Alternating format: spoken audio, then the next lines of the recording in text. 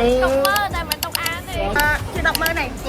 nghe nó xanh mờ thẻ thành phơi xanh phơi phèoជំរាបសួរសួស្តីពុកម៉ែបងប្អូនទាំងអស់គ្នាសូមស្វាគមន៍មកកាន់វីដេអូថ្មីនៃ Page របស់ខ្ញុំបាទភិរនខេថ្ងៃនេះខ្ញុំនឹងនាំពុកម៉ែបងប្អូនទាំងអស់គ្នាមកតាមដានទស្សនសកម្មភាពរបស់ខ្ញុំនៅក្នុងកម្មវិធីពិព័រណ៍សៀវភៅដើម្បីអបអរសាទរ TV ជាដំណើរលើកទី10ឆ្នាំ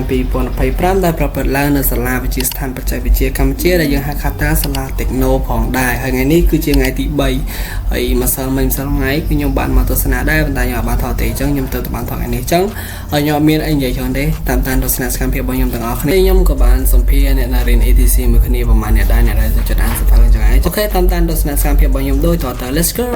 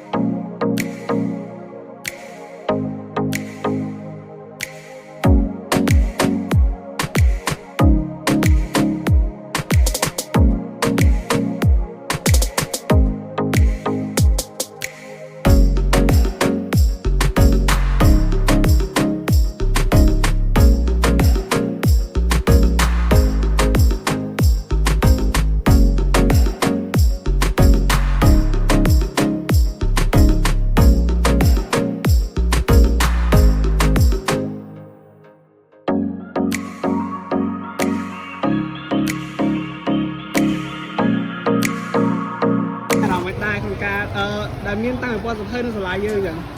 ស្អីចិត្តព្រោះដោយសារសភៅទៅទិញច្រើនចឹងឲ្យអស់លុយច្រើនហើយសុំមកទៀតទិញឲ្យអានអត់ទិញឲ្យដុកមើ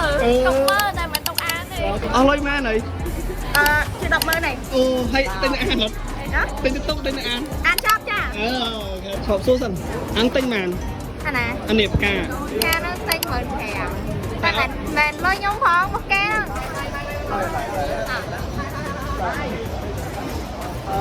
កូនក្រក់ស្បែកនេះអីទេអញកូនក្រក់តែខ្ញុំមកហើយគ្រឿងនេះចំចេញថ្មីនេះឡយអូយបានមកក្បាលទេបងបានមកក្បាលហើយ4អស់ម៉ាន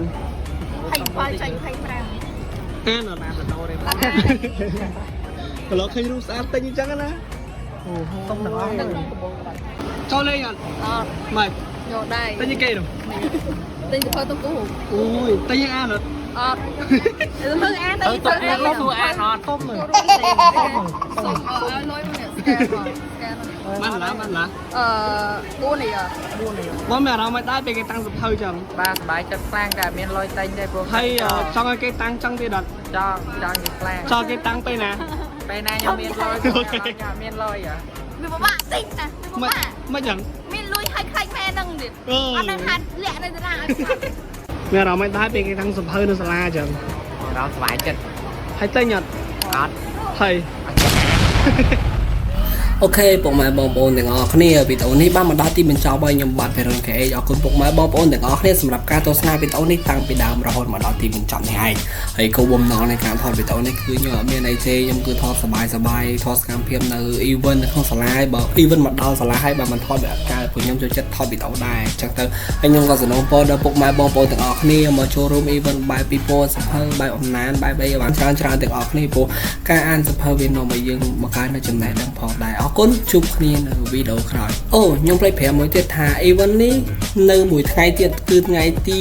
11ខែ3ព្រោះ event មាន4ថ្ងៃហើយខ្ញុំផុសវីដេអូនេះគឺខ្ញុំអត់ចាំយូរទេខ្ញុំផុសនៅយប់នេះតែម្ដងព្រោះឥឡូវនេះខ្ញុំម៉ោង8កន្លះខ្ញុំកំពុងតែកាត់ហើយម៉ោង9ខ្ញុំផុសអញ្ចឹងអូខេបើសិនជាបងប្អូនចង់លេងអាចលេងកំសាន្តបាននៅថ្ងៃស្អែកមួយថ្ងៃទៀត